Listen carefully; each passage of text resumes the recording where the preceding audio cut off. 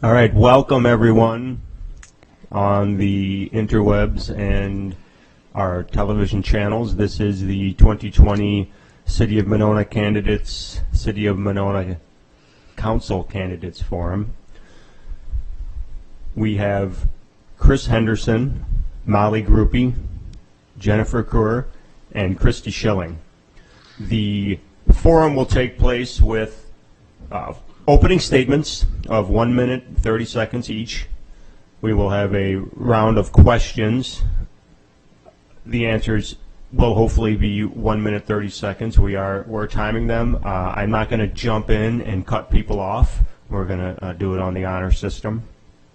And then you will have the option to do closing statements.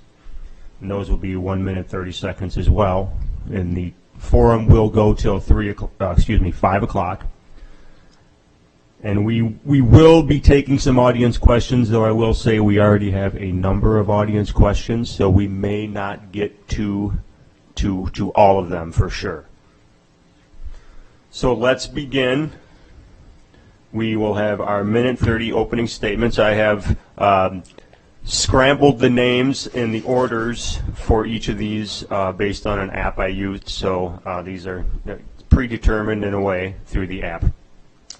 So first up for opening statements is Christopher Henderson. Well, thank you, Will.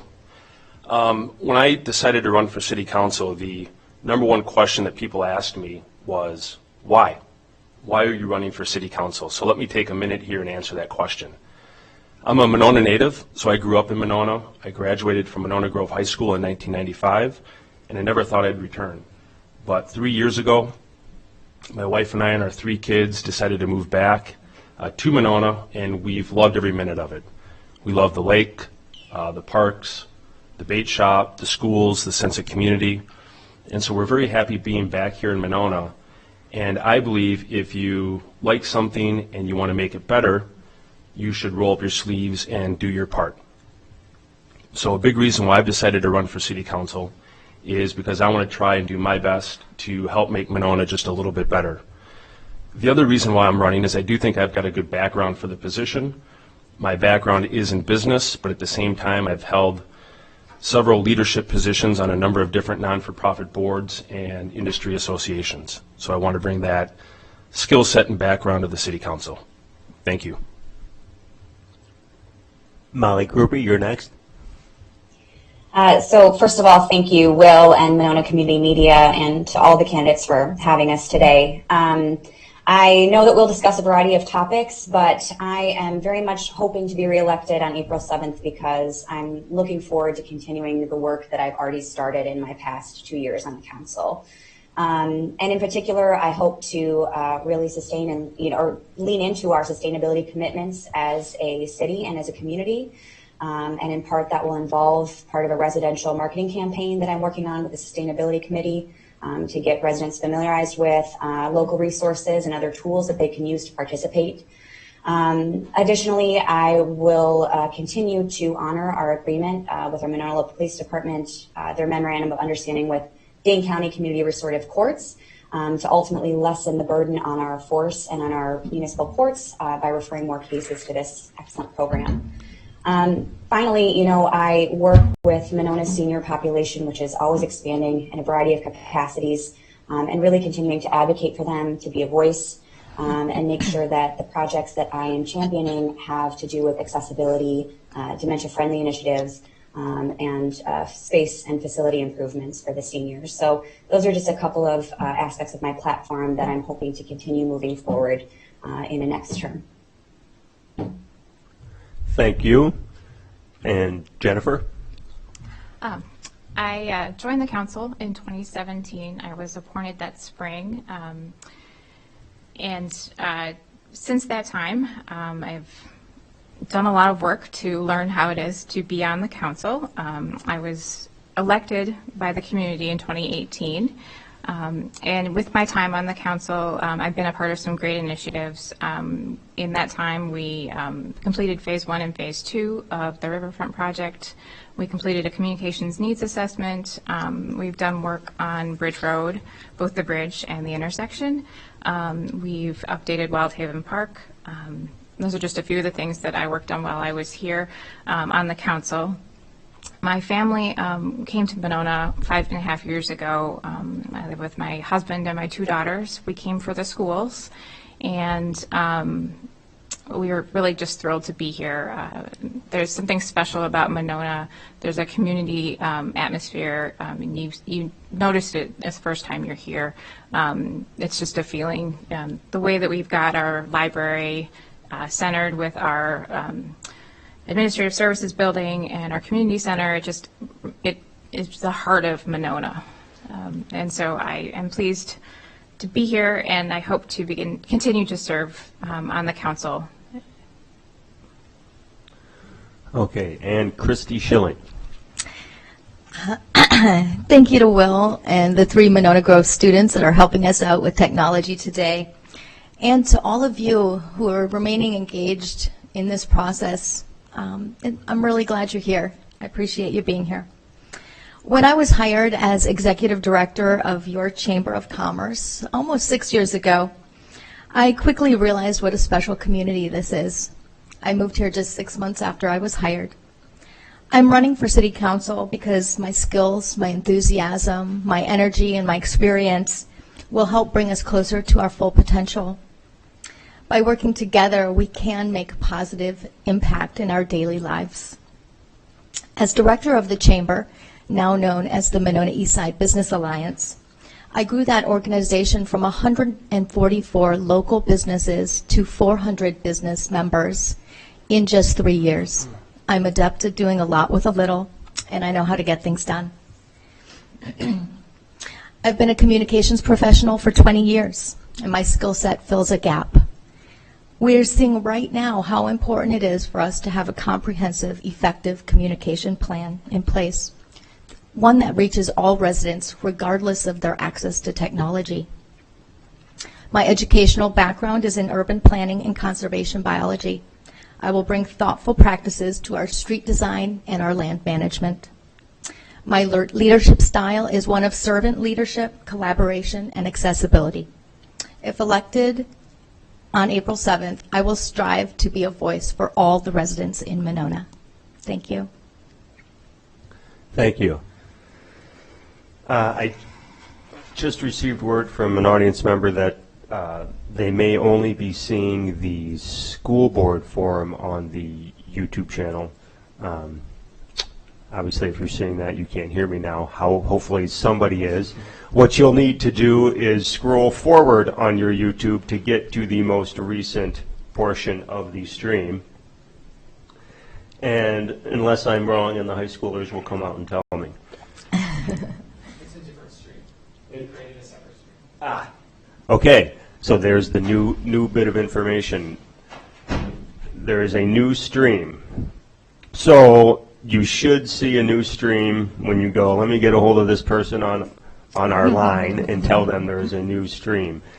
But as we move forward, we're going to take audience questions, and we're going to begin with our first audience question. And again, our answers are 1:30 apiece, as best you can. And we will continue to move forward with our forum. The first audience question.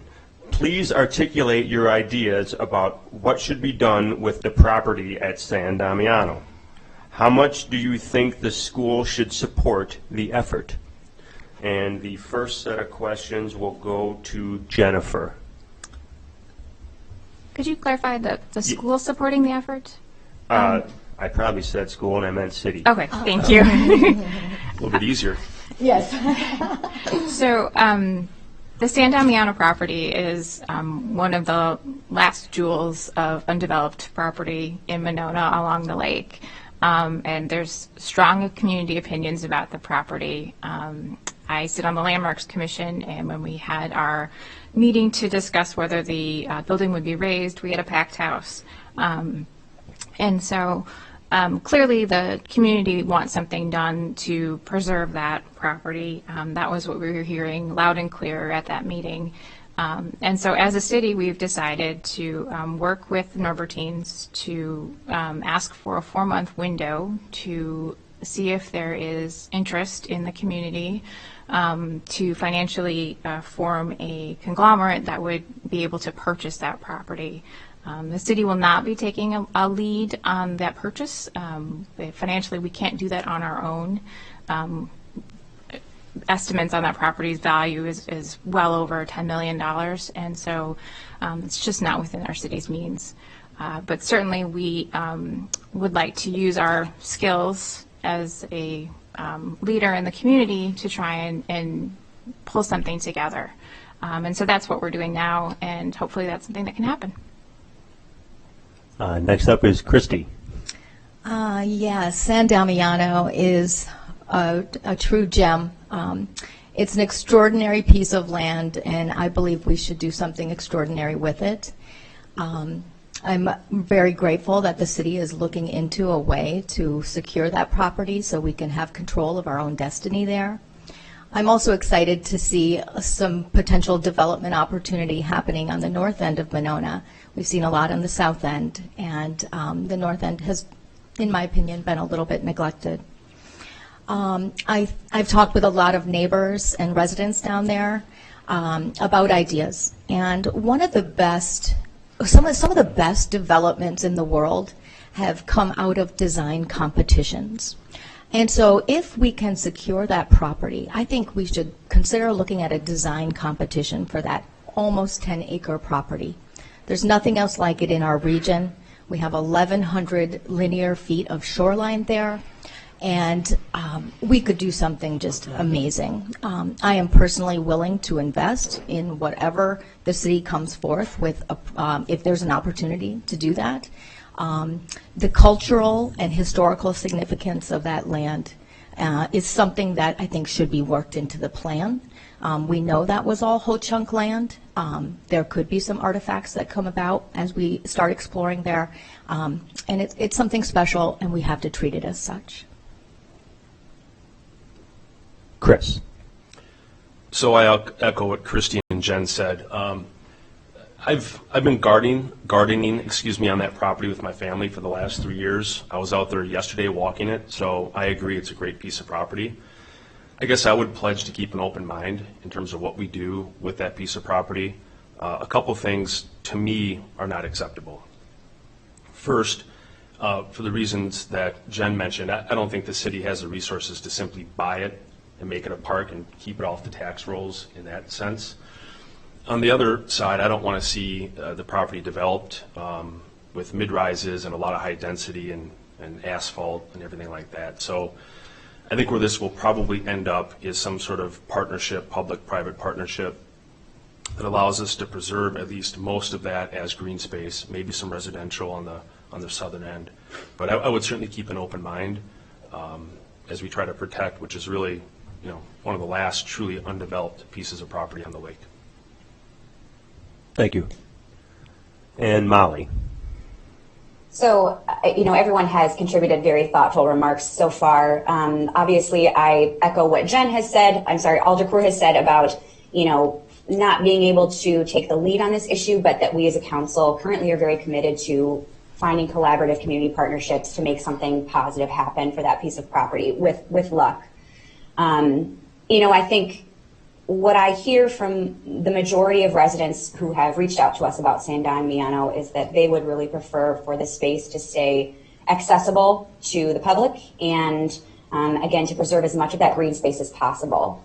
And I don't know what that's going to look like. I think a lot of it will depend on various conversations and dialogues in which we as a council engage in the coming months.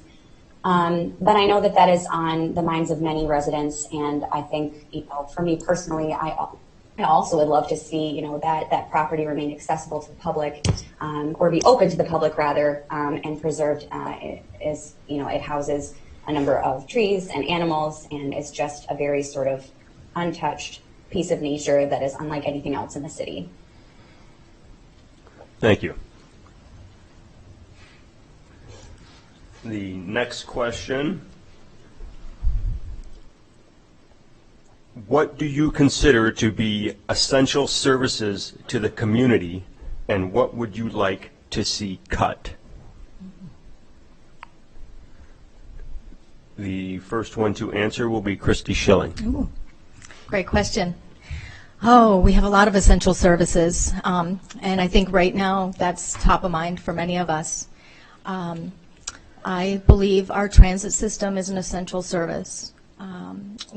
After we get through this pandemic crisis that we're in, we could potentially see a lot more people in need of public transit, as they may not be able to afford automobiles and have the luxuries of owning cars. Of course, our trash and recycling, absolutely essential. Maybe we can scale it back a little as we start to recover from this crisis, just to save a little money. We're probably all consuming a little bit less, so maybe our recycling and garbage will be less. Public safety, of course, has to be first and foremost. We're seeing fewer people out in the community. Someone reported to me this morning that there was a business on Monona Drive whose window was shattered last night. My heart goes out to her, that business owner. This is a difficult time for everyone. And adding that stress on top is especially challenging. Our parks are incredibly important, especially now. We know that's a critical part of an active and healthy community. What should be cut? Boy, these are hard questions. Municipalities are facing huge cuts in many areas. But I think these are some of the biggest essentials that I see that we need to keep in place. Thank you. And Christopher? Or, excuse me. Yeah, that's a good question. It's a tough question. I think probably police and fire, EMS are our most important essential services. As a personal story, this last New Year's Day, I was watching the Rose Bowl with a friend of mine and his family, and his father had a heart attack at age 82, and no one thought he would make it, but we called 911, and Monona EMS was there within 4 minutes, and he just walked out of the hospital about a month ago. So I say that just to stress the importance of our local emergency services. In terms of what you would cut, I just haven't thought that hard about that issue. I hate to punt, but right now, as we potentially head into a recession or worse over the next couple months, I don't think we should talk about necessarily cutting anything right now. If we get to a point where our budget is impacted by what's happening, I think we'll need to look into that and cut things that we think are not essential. But right now, I wouldn't advocate making any cuts today. Molly? I like to think that as a council, as a city, with our staff and our administration, we are constantly evaluating with every budget cycle things that are essential services and essential budgetary line items and which are not. I think of the way that we create our budgets is to ensure that everything that we're offering and everything that we're doing is essential. So, I think about versus cutting, I think it's more about balance. So how do you accommodate two departments that share space and make sure that that is fair and balanced? How do you accommodate, which city staff gets, a pay raise or doesn't? I mean, we try to be equal in how we distribute those things and how we balance budgeting and, again, those line items and which projects we prioritize every year to make sure that we're sort of going around the circle and devoting equal time, attention, and money to all of our city departments and services. So I guess I would say I think that what we try to do is make sure that everything that we're offering, everything that we do is essential. We revisit it every year.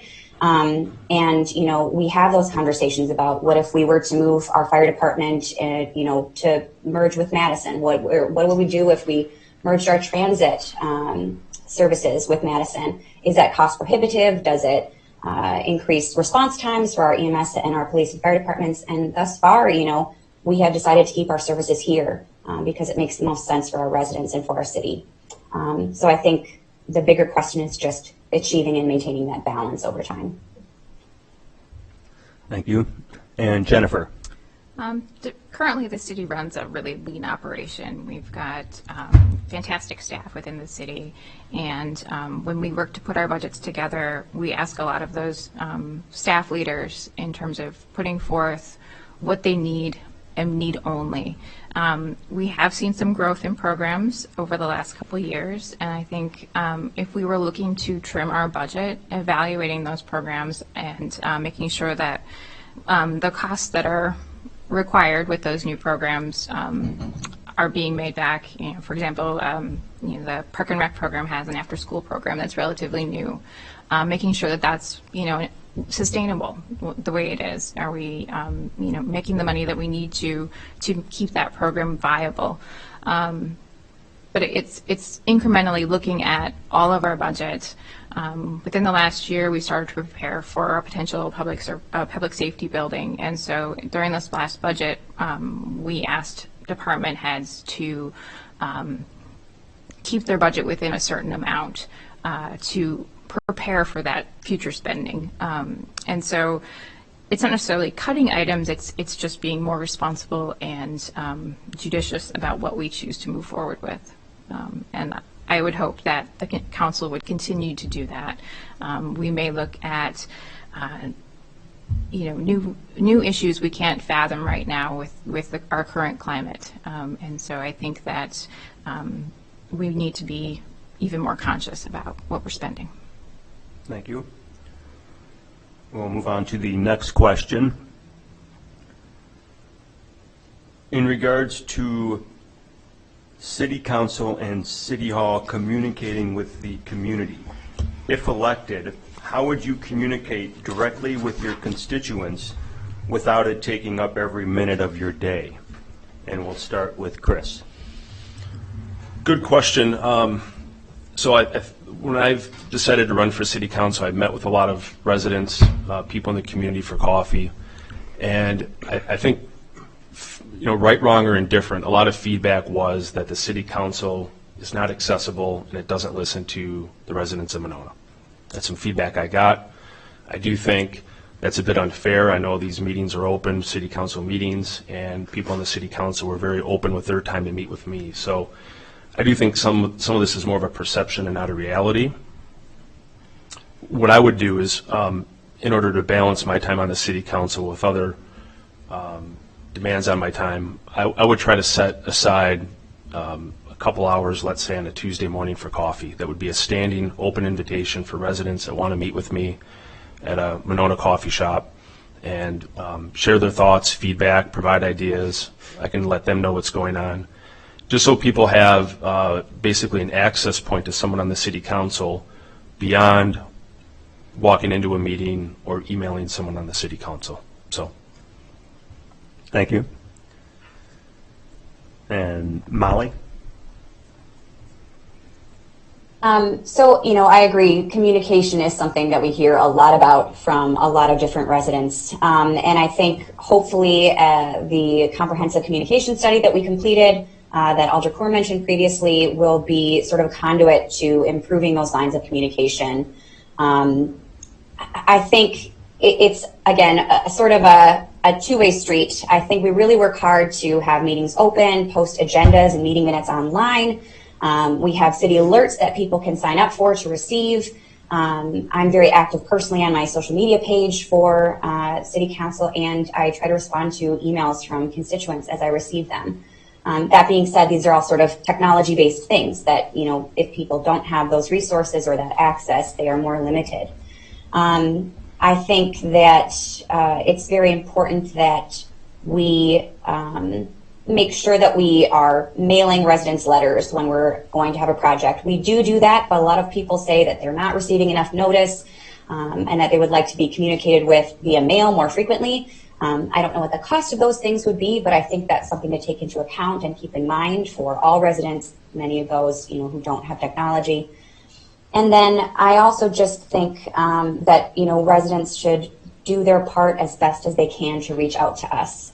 We are 6 people on the council, and there are many more people than that in the community, and it's hard to reach out to everyone as an individual, but we are open to receiving information from as many people as who are willing to reach out. So I would say it's important to be engaged on the end of the constituents and be engaged here on our end as council members. But I do think we do our best to respond. I also acknowledge that I don't always have all the answers to questions that residents may have. And I feel like one of the greatest gifts of having been on the council for the past 2 years is just I know where those resources are, or I know the city staff member who can more appropriately respond to questions.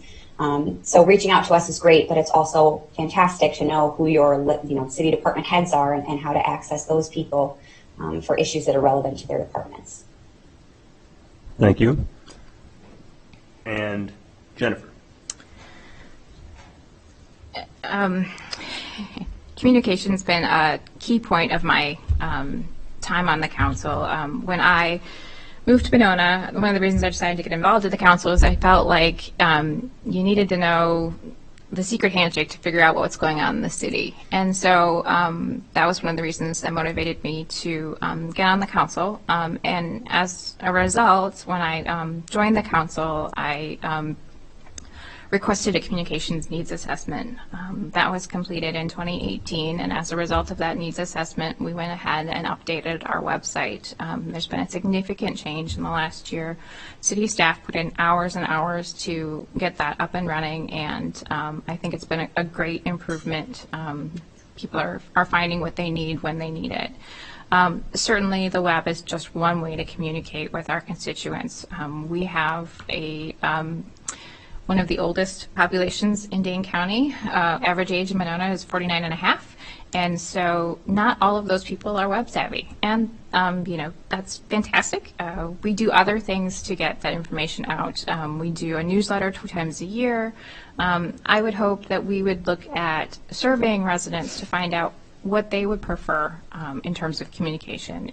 Are people not wanting the newsletter? Could people opt out of the newsletter? I myself hate to get paper at my house.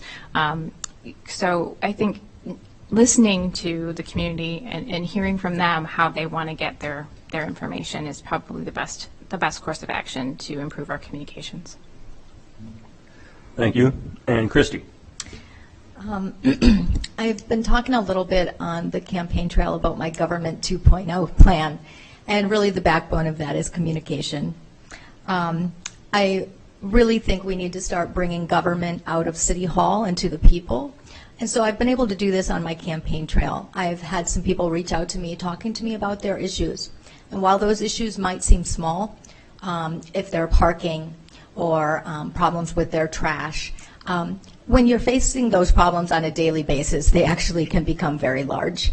And so I have been willing to go out to their property, walk their neighborhood with them, see where the problems lie, and I would commit to the residents of Monona to be a voice for you. So you could reach out to me. I would do that with you. I love getting to know people. I'm a people person. And then I can bring those challenges back to the committees that address those issues for you on your behalf. I know I'm often asked to come to a city meeting, and it's often at times when I need to be getting dinner for my kids and I'm unable to, or I have other commitments and our time is precious. We know not all of us have access to technology, so we absolutely have to consider them in the mix. I think utilizing our local newspaper, we need to make sure our local newspaper stays strong and sustainable, because that's a great communication tool for us. I would also hold regular town hall meetings, so that could be at your home, could be at the local coffee shop, at the library, so you can stay informed and know what's happening. I think face-to-face communication is absolutely key. We can miscommunicate and misperceive communication when we're using primarily email and texting. So face-to-face communication is absolutely key. Thank you. We'll move on to our next question. And I'm going to paraphrase this or reword it a little bit to make it work. for the incumbents, we'll ask, why are you continuing to run for council now? And for the new candidates, why are you running for city council now? And Molly, you'll begin. So I alluded to this earlier, but I think it's been a very empowering experience to be on the council for the past 2 years. I work really hard to connect with residents and city staff, and have really dug my heels in as far as learning how the process works. It's a lot to take in, it's a lot to learn, and I think 2 years just doesn't seem like quite enough to really continue or to completely make an impact in the way that I had envisioned myself making an impact when I joined the council in 2018. So for me, it's just a real desire to continue the work that I have begun, follow through on initiatives and different legislative measures that I hope to enact in a second term. But as I said, it's challenging, it's time consuming, but it has been so incredibly rewarding, and I think has really given me a great window into learning more about my city and the community that I serve. I think I just feel very passionately about staying in the game and seeing through a lot of the things that I haven't yet achieved. Thank you. And Jennifer. So I wanted to run again. I was on the council for almost 3 years, and so one of the reasons that I decided that I wanted to continue was that I really enjoy the work that I do. This campaigning part is the part that is hard for me. I'm a classic introvert, so getting out there is really difficult, but the actual work is what I enjoy the most. I enjoy meeting with constituents. I make it a point to meet with anyone who asks to meet with me. I love engaging with constituents over email, and so it's the connections I've made in the community that make this work worthwhile. I think there are some big projects coming up with the city, and I want to be a part of those, namely the public safety building. I think that'll be a big initiative for the city. It's going to take quite a bit of planning, and there will be a lot of big decisions made in terms of how we finance that building. And so I'd like to be a part of that conversation. Certainly, I'd like to continue the communications initiative to expand how we are reaching out to residents so residents feel heard. I too have heard that residents aren't feeling heard, and so that is something that's a priority for me. Thank you. And Christy. I feel like we really need diverse voices at the table. I've been endorsed by Adelante, which is an organization that supports diverse leaders in government. I'm a member of an indigenous tribe. I'm Native American, Ojibwe, Lake Superior Band, and I think that's an exciting opportunity for Monona to bring in a diverse viewpoint and someone with a very different background than everyone else that is currently serving. I'm on the Wisconsin Bike Fed Board of Directors. I know we have some bicycle issues here in Monona, and those are not probably going to cease. If anything, they will continue to grow. I can bring leadership and creative ideas forward in that regard. I believe in proactive, not reactive leadership. About a year ago, I hosted a workshop called Creating Your Social Media Crisis Communication Plan. And the school board sent representation there. Numerous businesses were present, and a lot of them were a little more prepared for what's happening today because of that workshop. I believe we should find the smallest solutions to our problems and do that. Just do that over and over. And we don't necessarily have to spend more money, but let's spend what we have more effectively. I also will be leading with empathy and understanding. That is how I lead, and from what I'm hearing, we could use a little more of that. Thank you. And Chris. So I addressed this in my opening statement, kind of why are you running? Once again, as I mentioned, I grew up here. I love Monona. I want to do what I can to give a little bit back. I've also been very into public service my entire career, and I see this as a great way, once again, to give back to the community. More specifically, why am I running in terms of policy? I would say there's three things that I would really want to concentrate on when elected here next month. The first thing would be continued economic redevelopment of our West Broadway corridor and Monona Drive. To me, that's the foundation of keeping Monona strong and vibrant. The second issue, and Jennifer referenced this, is getting our public safety building done. I think that's a huge priority for this community and something that we really need. And then the third issue that really drove me to run, and I think I'm the only person talking about this, is I do want our city council and our community to have a stronger voice in advocating for common sense lake level management. Right now, a lot of residents in Monona are sandbagging every couple years. The rain's getting more and more frequent. The flooding's getting worse. I don't think sandbagging is an effective strategy. So I'd like to take up that issue as well. Thank you. We'll move on to our next question. And again, I'm going to try to make this work for everybody. It was geared more towards the new candidates running.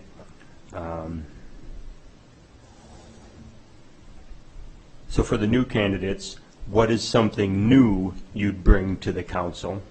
And for the current candidates, I guess in relation to that, I would say, what do you think you bring to the council that makes you special or makes you strong for the council? And we will start with Jennifer. So sitting on the council, if you watch any of our council meetings, I tend to be a quieter voice. I don't always have really long conversations during council. I'm a quiet leader, but I lead by listening. And so my goal is to, in the coming year, listen more to the community. I think I bring kind of the leadership that is, I've got the temperament to listen to both sides and then make strong decisions. I think that to make a good decision, you need to hear both sides of a story and to weigh the pros and cons, and I think I've got the personality to do that. Thank you. Christy? Yeah, I think, like I mentioned before, representing diverse voices that maybe are not being heard in our, or represented in our city. So, I know there's a large population, well, not large, I will say there's a population of people in Monona that are a little frustrated with the new ice skating rink. And part of that is because we know there's about 40% elderly in our community who are physically not able to use that city amenity. And there are some low-income people in the city as well that are unable to afford to use that. We paid a significant price for that amenity. And I feel like we should try to concentrate on park developments that are really successful, like the Bridge Road Park. When I did my candidate coffee with a candidate at True Coffee, there was one person at Grand Crossing Park, but on my drive home, there were about 50 people at Bridge Road Park enjoying that, and that was wonderful to see. So I think some other things I'd like to see is, I was thinking urban agriculture could be something we could integrate into our park. So as we focus or see this crisis that's before us today, we may have some people, I guess I'm thinking a little bit about our food systems and the lack of control we have on our food systems. We have some very large parks with underutilized areas that we're mowing and putting a lot of energy into. And I think we could look at maybe planting an orchard so some people could have some food, or doing some raised garden beds as a community project to help bring people together. My real goal is to focus on bringing people together so we can restore some of the trust with our local government. Thank you. And Chris? So in my career in business, I've helped create a business and build it from the ground up. I've also held leadership positions in other non-for-profit organizations like the Henry Vilas Zoological Society and now the Clean Lakes Alliance. So what skill set would I bring? I like to get things done. I would see my role on the city council as looking at a project like the public safety building, digging into it, and then trying to the best of my ability to get that done as quickly and as efficiently as possible. I would not join the city council to be a passive voice and join to mark time. I want to come here and get some things done. So that's what I bring. Thank you. And Molly? So I think, some of the skills that I bring to being on the council are I'm very solution focused. I feel like if I have something that I would like to see changed or improved in our city, I try to have a solution or ideas in place before pitching them to the council or to our community. I also think that I really go above and beyond in terms of my engagement and my involvement in the community. I'm not just the appointed alder on the Senior Citizens Committee. I am a member of the Friends of the Monona Senior Center Board. I'm on the Monona Area Dementia Friendly Community Coalition. I don't just advocate for this strengthened relationship between our police department and Dane County Community Restorative Courts. I'm a trained peacemaker with the CRC. So I try to access issues and city business from all sides and really network and use community organizing skills to bring people together and to find solutions. So I think just my level of engagement, involvement, and my ability to bring people together and to find partnerships that can solve problems for our community is a skill and I think something unique that I'm trying to bring to the table in every council meeting and every other meeting that I participate in related to city business. Thank you. We'll move on to the next question. What are your thoughts on TIF and capital debt? And where are your concerns? And Christy, you start this. So one of the things I'm adept at working on is organizational change. And so we know that TIF, so people know what TIF is when we're doing a development in Monona, anywhere, we create a district around a property. It's a TIF district, a tax increment finance district. And we tell the developer that we will waive your property taxes for 27 to 29 years as an alternative financing incentive for them to do that development. And we've been using TIF in Wisconsin since 1975. And so sometimes when I see policies that are implemented almost 50 years ago, I have to say, wow, I wonder if that's been reviewed in the recent years. 27 to 29 years is a long time to waive property taxes. And that might not have been as long back in the 70s and 80s. But with technological advances moving as quickly as they are today, I think it's something we really have to be cautious with as we move forward with projects.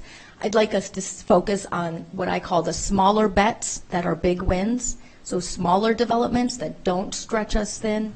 We are a population of barely 8,000 people, so we need to be very responsible. TIF is a program that's set up to benefit developers, and it is on the backs of us taxpayers. So I think we need to be very responsible in our TIF funding. And Chris? So I support using TIF for redevelopment. Monona's been using TIF since, I think, the early 1980s. It's been very effective. As I mentioned, I grew up here. A lot of areas of Monona when I grew up here were underutilized and you could say even blighted. I mean, I remember the old Pepsi bottling plant, the new development we just finished. I mean, for a lot of years, that was just not a great place. And unfortunately, that was, for a lot of people that entered Monona, that was one of the main entry points into Monona, and it was underutilized. So I don't think we want to get overextended, but I think TIF for a city like Monona is a big resource to use if we're going to continue to economically redevelop Monona, which we need to do. We're not Wanakee, we're not Oregon. We can't simply go out and develop a cornfield and put a new development.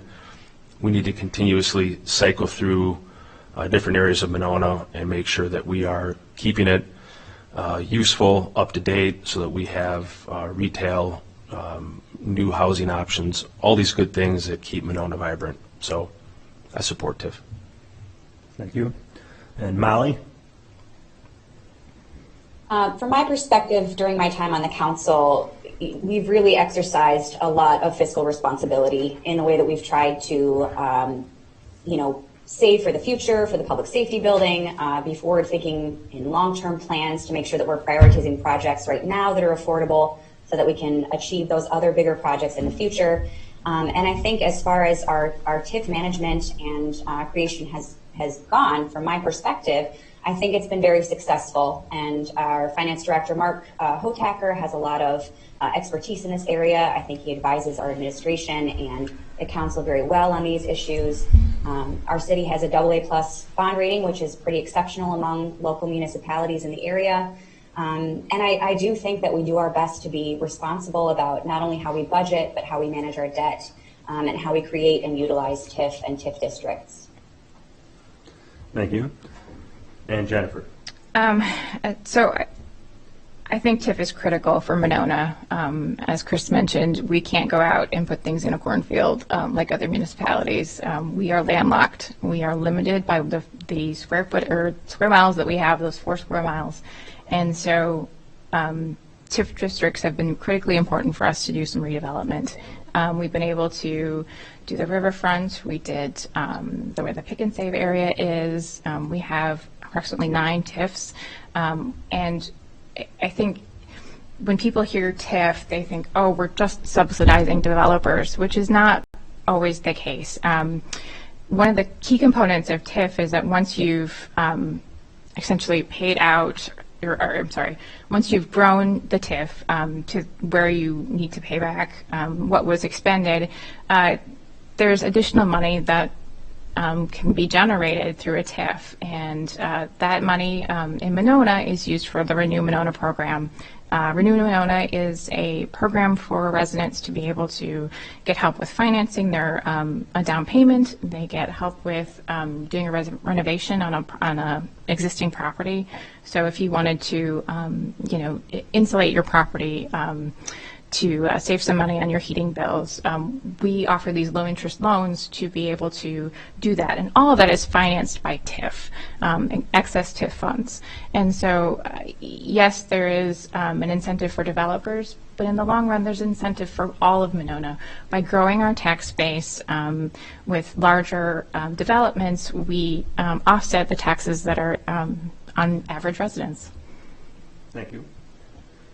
Okay, we'll move on to our next question, and I want to say that we now can open up to the audience for some more questions. We're getting down to our final few here, and I think we'll maybe have time for a couple more questions. So we've set up a phone number to text your questions to, and that number is 608-513-6160.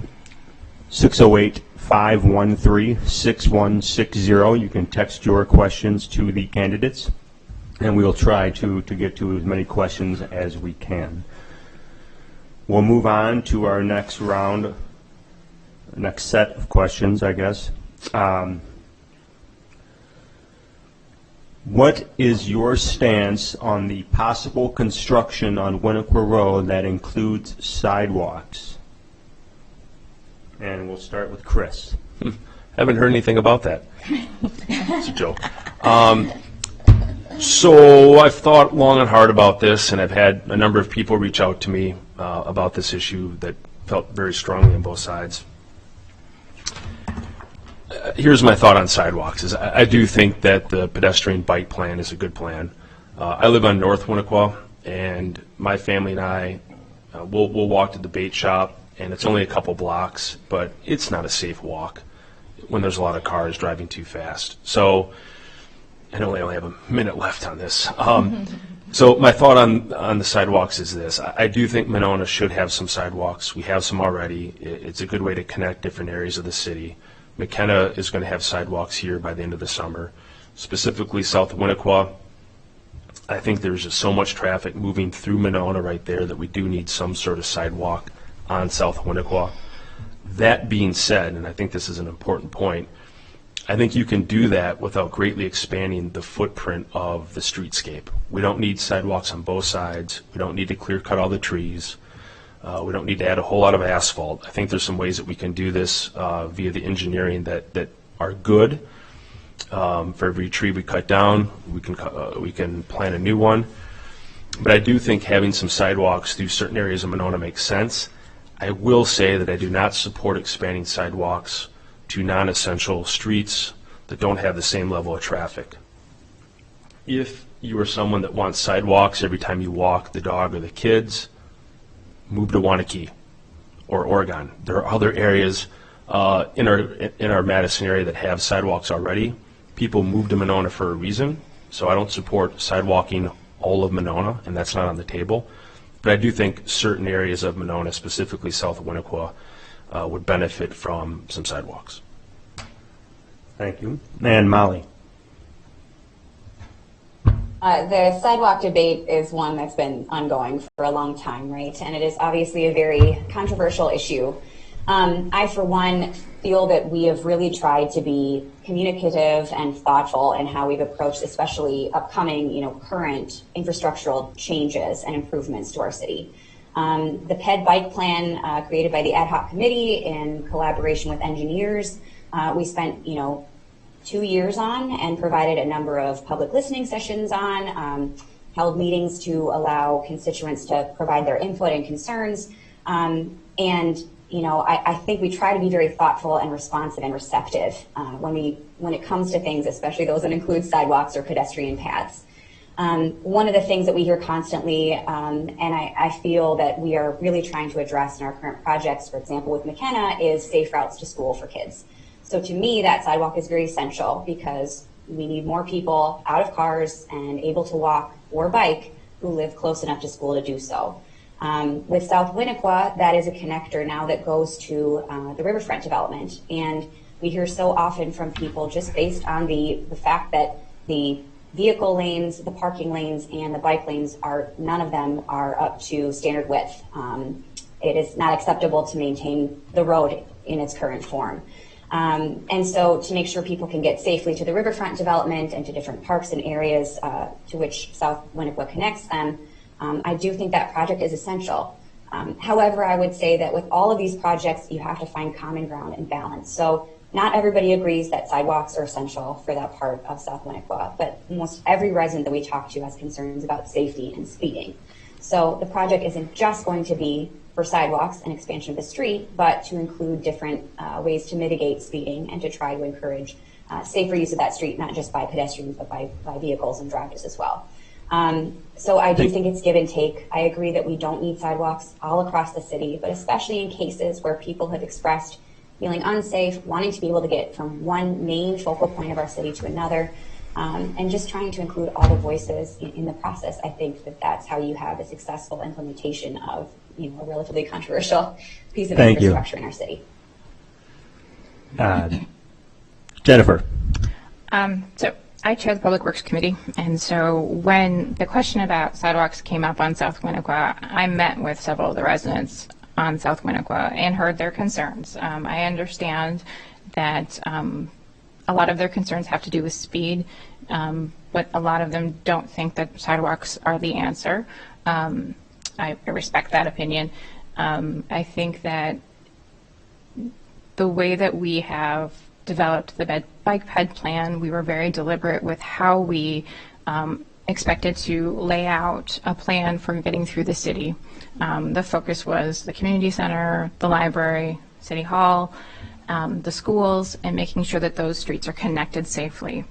I will say that it's not a guarantee that we're going to get sidewalks on South Winnequa. It has to do with engineering and what's within that footprint, and we are restricted by the width that's there. And so we rely on our engineers to develop a plan, and that may work with a sidewalk on one side. It may not, but nothing's been decided on South Winnequa yet. I will say that the Public Works Committee made a great stride in the development of McKenna Road. We were able to put a sidewalk on one side to connect the sidewalk to the school area, and we were able to do so with some creative engineering that will not take out any trees. And so that is a huge win for us. We got the sidewalk we wanted, and we also were able to preserve the character of McKenna. So I guess what I would say is that, yes, I support sidewalks within Monona in reasonable places, and I would hope that we would rely heavily on our engineers to think creatively to do it in a way that doesn't disrupt what's already there. Thank you. And Christy. Yeah, it's a great question, something we've all heard a lot about. I want to make sure we're asking the right question there. It shouldn't necessarily be, are you for or against sidewalks? It's what can be done to make that area safer for everyone who uses it. Step one needs to be, we need to detour the through traffic on that street.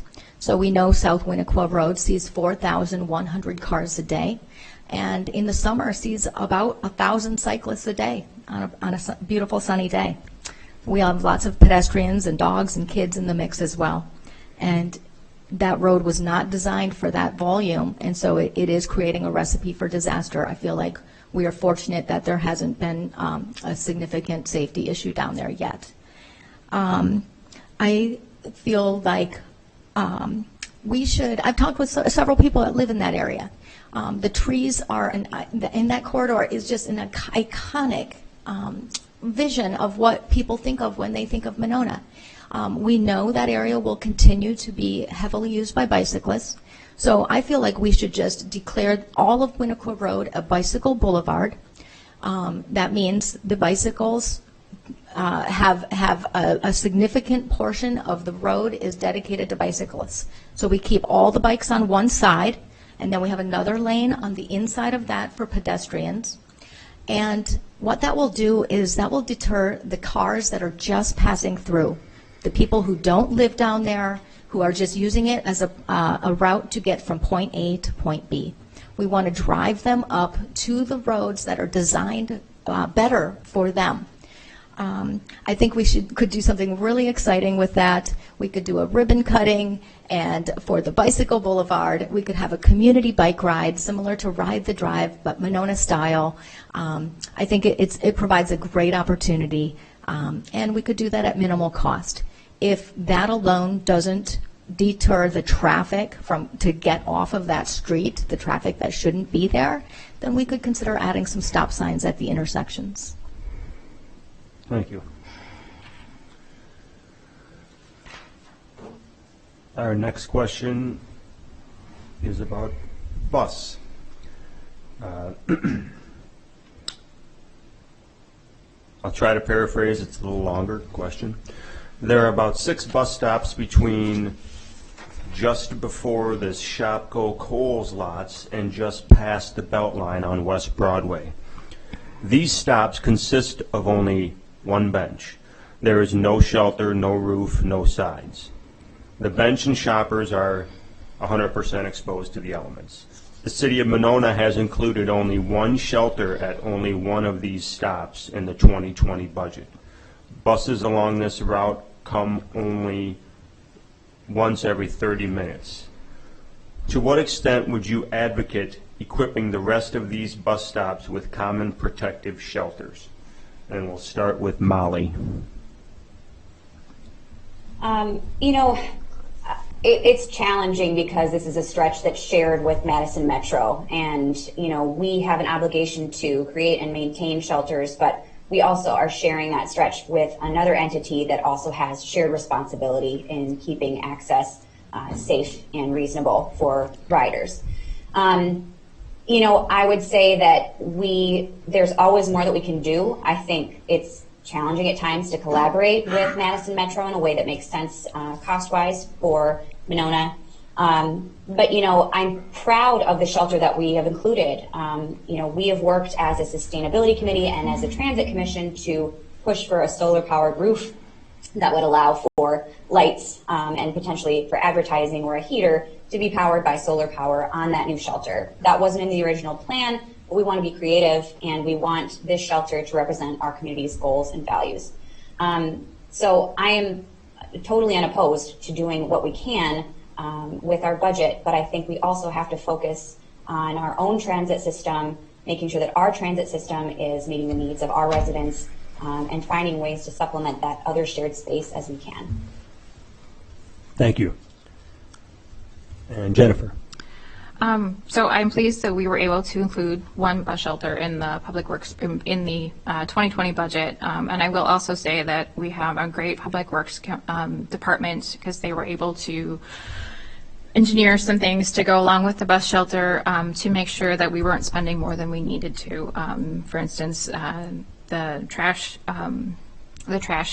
facilities that would be by the bus shelter, those were repurposed from Public Works. And so I think that, yes, increasing those bus shelters are a good move to reach all of our residents. You know, I think we get criticism that we're not responsive to all of the residents' needs in Monona, and some of our residents don't drive. And so, you know, focusing on bus shelters would be a good way to recognize all residents. However, they're not cheap, and so we would need to incrementally increase the number of bus stops over a longer period of time. We can't throw 6 bus stops in the next budget. It would just be a too big of a hit. But that's how good planning gets things done. You know, we may say we'll put another bus shelter in the next budget, and then, you know, 2 in the following year. We do our budgets up to 5 years out. You know, we could look, you know, at adding them incrementally across the board. Thank you. Christy. Yeah, it's a great question. Public transit should be a high priority for us. Public transit is a critical component of any healthy community. I live by one of the busier bus stops in Monona, by the corner of Dean and Gordon. And the other day, this was pre-coronavirus, I was out there because I wanted to see how many people were on the bus. And I saw that the bus had standing room only. That was about 4 o'clock in the afternoon. And that bus is seeing a lot of ridership. We know the ridership continues to grow every year. I believe it was 5,000 rides we saw last year. Transit is also a key piece for our business community. And we are going to need to support our local businesses in a very big way when we come out of this crisis. That stretch of West Broadway is a little bit tricky, as Molly indicated. One side of the road is being served by Madison Metro, and the other side is being served by Monona Transit. It's part of when I think about ways and areas we're spending a lot of money in. Can we prioritize our public transit? We have a lot of elderly who need it. We have a lot of people who are trying to reduce their carbon footprint, and they want access, and they want routes that are not routes, but service times that are available 7 days a week. I know our business community would greatly appreciate bus service on the weekends. So I believe that public transit should be moved up on the priority list. Right now, it seems like it's been a little bit of an afterthought. Thank you. And Chris. So, yeah, I can understand the frustration with our integration or lack of integration with Madison Metro. Specifically as it relates to these bus stops, I mean, to me this is an issue for the Transit Committee. As they put together their budget, as Jen referenced, what are their priorities? If additional bus stops are a high priority, let's make sure that we budget for that over the next 4 or 5 years. But obviously resources are limited. I don't know enough about the Transit Committee to know whether or not this would be a top priority or if there are other priorities that would be higher than this. But to me, this comes down to the budget work that gets done in this committee. Thank you. Okay. Now the questions are coming in. This question, I'm going to preface to the candidates and to the audience that we may not know the best answer, and that I will leave there. Let me grab the question quick.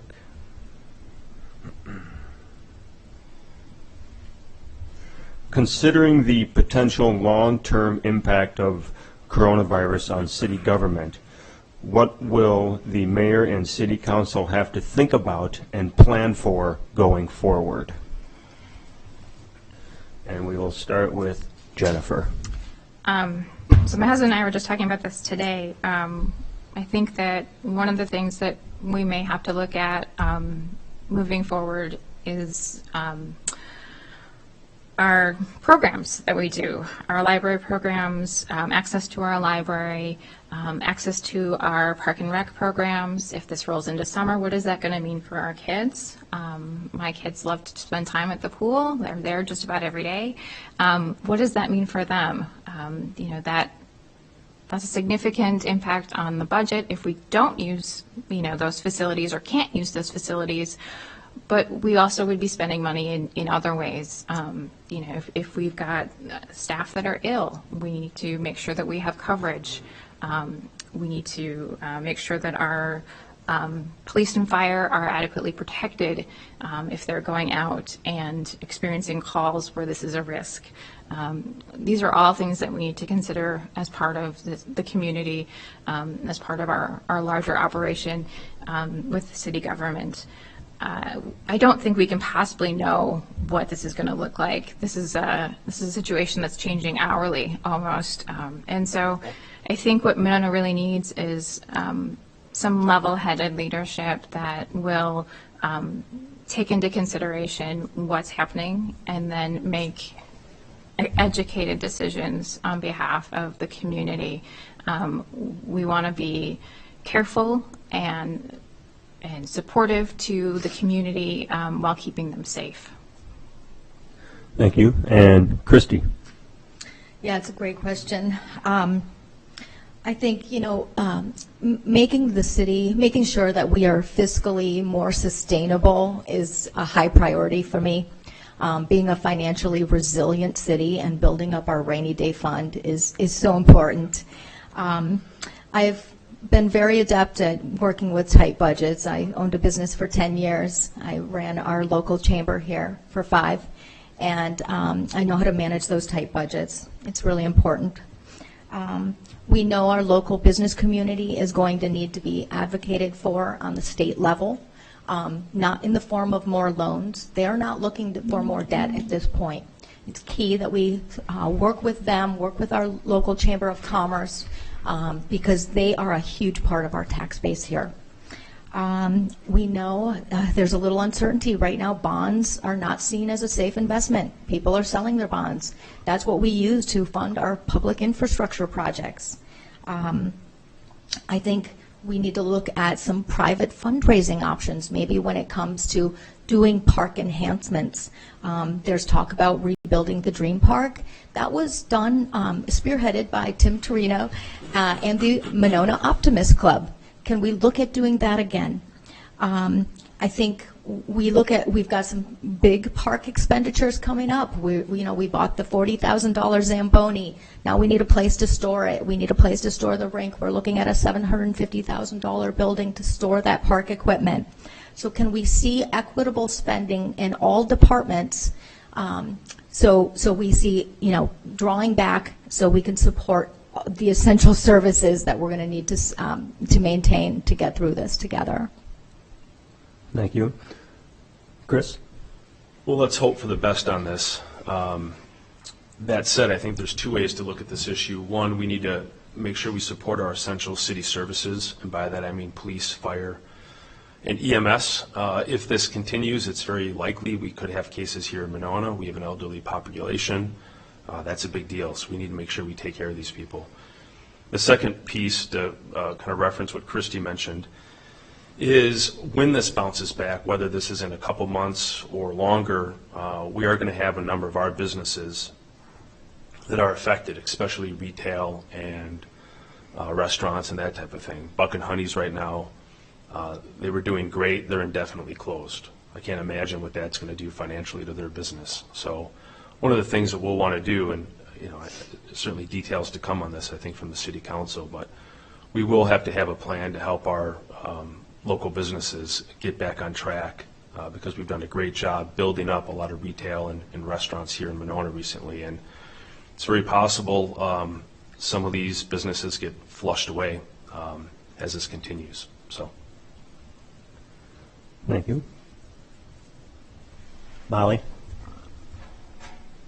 Oh, there's so much that we don't know right now, and one of the things that I'm experiencing on my end is the eventual transition to virtual learning through my job with Wanakee Schools.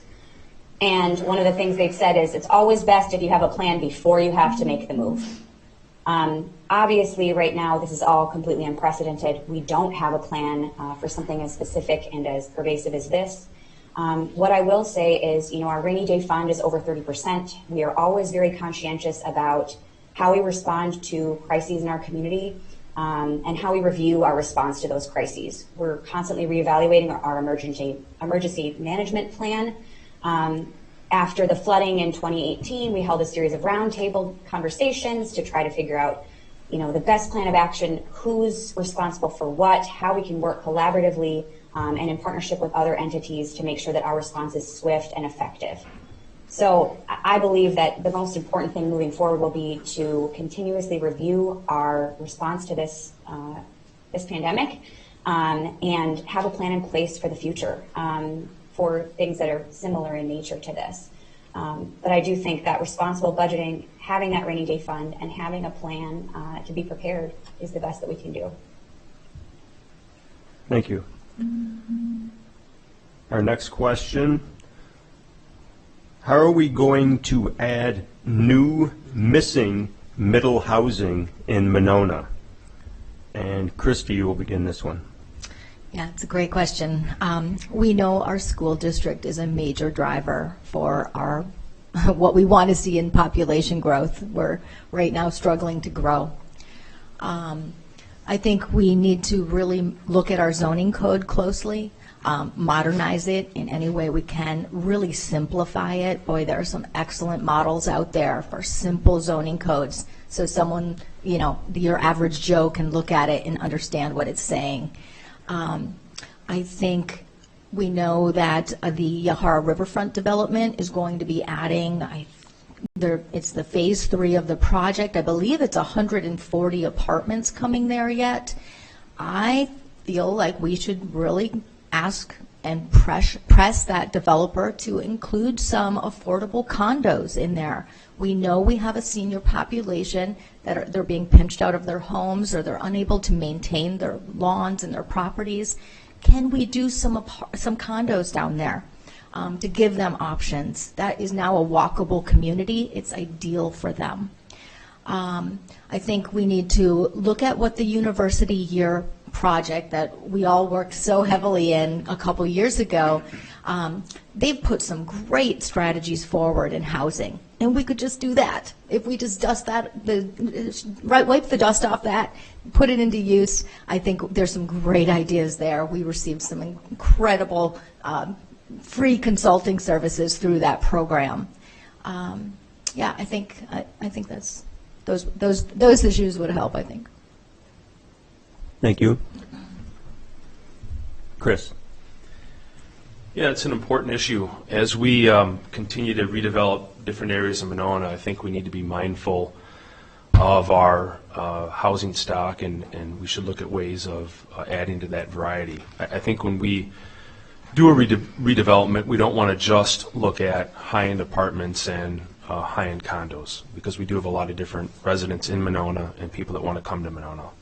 I'll just give you one personal example.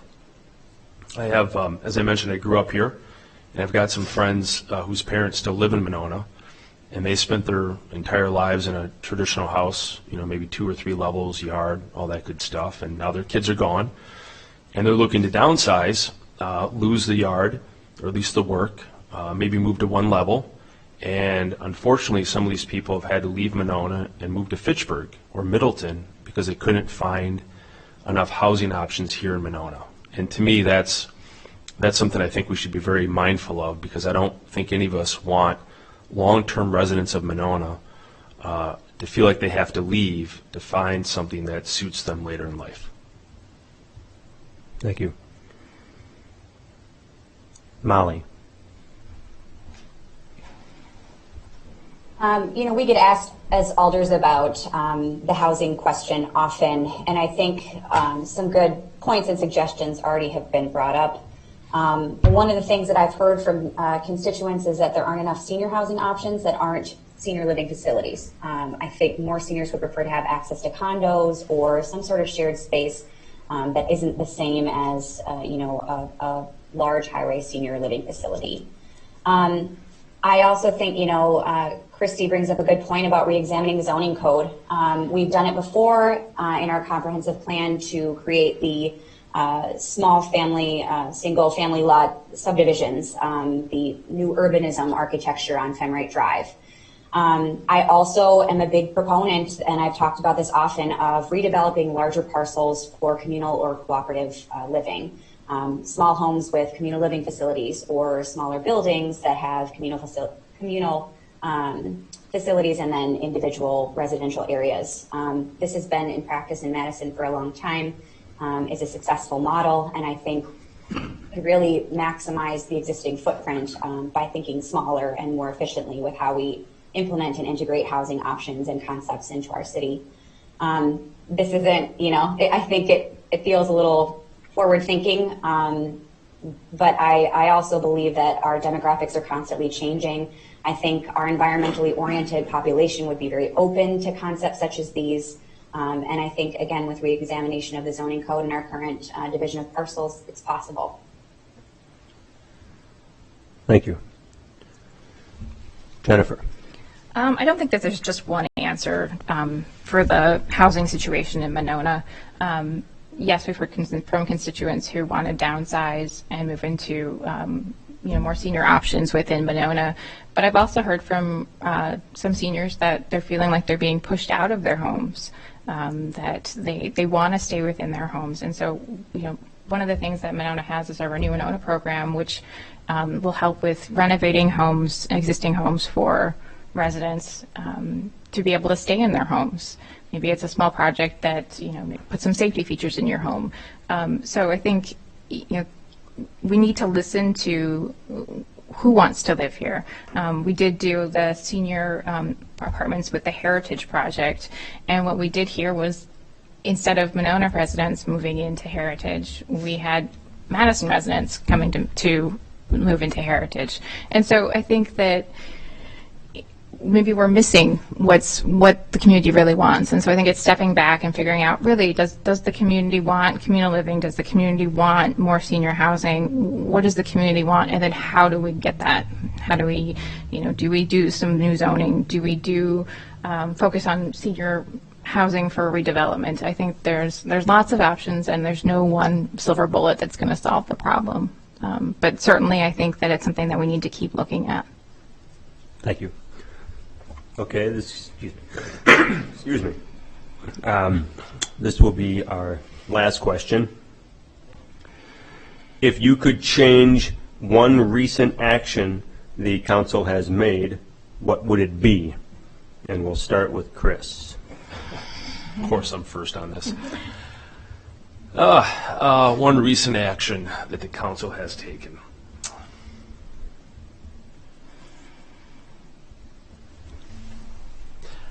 I'm going to have to pass on an answer on this right now because nothing jumps to mind on the spot.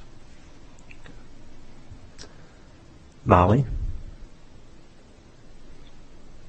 That's a tough one to be put on the spot to answer as well. I'm trying to think back to the last thing that I voted no on in a council meeting. Because obviously, everything that we put into action is decided first at a committee level, and then we discuss it as a council multiple times, and then we vote yay or nay on it. And I think that the last thing I voted no on was just about restrictions to the number of signs that people can have in their yard about, it's like you can only have a Clean Lakes Alliance sign and then one other sign. I kind of disagree that we need to have something specific related to this ordinance, and I don't think enough people violate this ordinance or abuse it such that we would need to have this changed specifically. I also think it'd be a difficult thing to follow through on to penalize people for it. So I know it's sort of like back reaching, but I really feel like we tend to work pretty cohesively as city staff and the council in only approving things by the majority that we feel confident about and that have gone through a rigorous vetting process. So, Thank you. Jennifer? In 2016, we were set to do McKenna Road and redo the stretch between Greenway and Dean. And we heard from the residents they were concerned about putting sidewalks on it, and so we waited to do the bike ped study. Now it's time to do McKenna Road, and our cost is significantly higher than what it would have been in 2016. I don't regret doing the bike ped plan. I think that the fact that we are able to do the sidewalk on McKenna is fantastic. I think that it makes sense within the plan. However, us delaying that project to 2020 significantly increased the cost. We're seeing with a lot of our public works projects, because of the demand for construction, the labor costs are tripling. And so this is a real challenge for the city budget to be able to do the street work that we need to do that's critical to keep our city running, but do it within our budget. We can't plan for these big jumps in labor costs or these big jumps in material costs. And, with this new world we're living in with this pandemic, I don't know what that's going to do to our infrastructure costs. And so I think the delay that we did in 2016 to do the project later, I think was something I wish we would have not done. Thank you. And Christy? I think a lot about our foundation as a city is the Monona Sustainability Plan. And when I think about that, and for me, the issue that comes to the top is the ice skating rink. We know that park went almost $1 million over budget. A lot of us are unable to use it, either because we can't afford to or we're not physically fit enough to use it, or we're hockey players like myself, and we need a little more space like the lagoon. I think about what we could have done with that $1 million that could have helped us so much in so many other ways. We could have put that towards the community center, the senior center rebuild. We could have put that towards the new pool that's coming our way. In 5 years, we're going to be facing that. That's an amazing amenity. We could have put it toward public transit and invested in that. We could have plugged into Madison Metro possibly for a couple years with that money. The reason it works at the Edgewater is because it's a private business running that. We now have staffing challenges there because we need staff 7 days a week. We have energy costs and keeping it cool as our world continues to climb in temperature. That's going to become a bigger and bigger challenge. We're going to see a lot of costs there. We have the maintenance issues now, the expense of a Zamboni. It really does add to our carbon footprint, and I feel like it wasn't, there were people who can't afford it that weren't represented in that decision, the elderly who aren't physically fit to use it, and the people who want to help reduce our carbon footprint. It seems like they weren't considered in that decision. I don't like to be the one who says we shouldn't have done that and not provide a solution. There were so many other things we could have done down there. One possible idea is we could have done a sculpture park.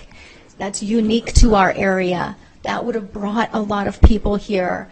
We could have some public art down there. That would be awesome. It would be very unique and another great asset that doesn't require continual maintenance and continual investment.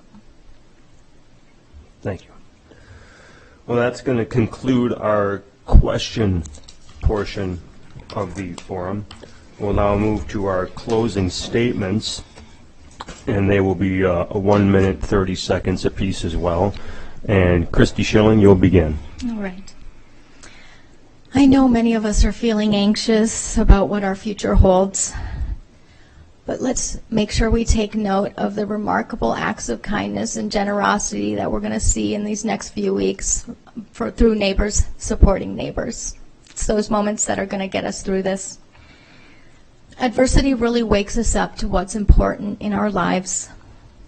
I truly believe we will be a stronger city when we come out on the other side.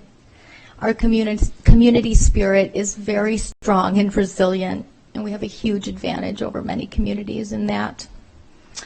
As we walk through these challenges together, it's going to be very important that we continue to support our local business community. They are the opportunity creators here, and we're going to probably have a lot of people that are going to be needing opportunity. What we need now is strong, unwavering leadership that leads with empathy. We need to have voices at the table that understand the challenges of poverty and uncertainty. Our local business community is going to need representation more than they've ever needed before. We also need to ensure that our residents who are the most vulnerable are being represented. I will be a voice for you, my constituents, if you elect me on April 7th. And I look forward to the opportunity to serve you. Thank you. Thank you. And Chris. Well, thank you, Will, for facilitating this forum. For those people that are watching this forum, I'll remind you that the election is just in a couple weeks, and in fact, absentee voting and early voting has already started. So I would first say get out and vote. The second thing that I would close with is I would ask for your vote. Please vote for me. If you want someone on the City Council who will bring a fresh perspective, vote for me. If you want someone on the City Council who knows how to get things done, vote for me. Thank you. Thank you. And Jennifer? Thank you, Will, for pulling this together, and thank you to the people that have been watching at home. It's been a pleasure to serve you these past 3 years on the City Council. I've learned so much from you. I have loved meeting all of you, and I hope that I can continue to serve you. Monona needs an experienced leader with a temperament to hear both sides of issues and to make responsible decisions to move the city forward. I want to continue to hear your concerns and work for you. I'm asking for your vote on April 7th for the Monona City Council. Thank you. Thank you. And Molly? So again, thank you, Will, to the students who are working, to everyone who tuned in, and to the other candidates for participating in the dialogue. You know, I'm running for re-election because I have really enjoyed and felt very empowered and productive in my time on the council. I know how to make community partnerships, collaborate, network, and find solutions that benefit all sides and all parties. I think that the way that I'm positioned on the Transit Committee, on the Senior Citizens Committee, on the Sustainability Committee, and the Public Safety Committees currently really puts me at the forefront of taking some important positive leadership roles in the coming term. With the new public safety building, with working with community restorative courts, on the Sustainability Committee with bringing businesses in to our Monona Sustainable Business Initiative and bringing a residential marketing campaign to constituents to help them figure out how they can participate and make their homes more sustainable and environmentally friendly through local resources and access to local programs. And additionally, with the senior population, making sure that they have the space they need, the accessibility that they need. You know, I spoke with the city administrative staff yesterday about how in this time of absentee voting, seniors really struggle with the uploading of the photo ID part. And so just looking ahead, how can we advocate in similar situations to what we're experiencing now for all people in the community. And I'm prepared to do that. Thank you. That concludes our Monona City Council Candidate Forum. I want to thank all of the candidates, Chris Henderson, Molly Groupie, Jennifer Kaur, and Christy Schilling. I also want to make a special thank you to the 3 students from Monona Grove High School who came out to help today. They are 3 seniors who will probably not finish out their senior year at their high school, and I know they're bummed about that, but they did make their way out today and made my day a lot easier and made this much, much better for all of you. That's Corey Hall, Ethan Broadenwallers, and Evan Johnson. So thank you all for coming, and go out and vote. You can vote absentee by mail or in person. And that'll do it. Thank you. Thank you.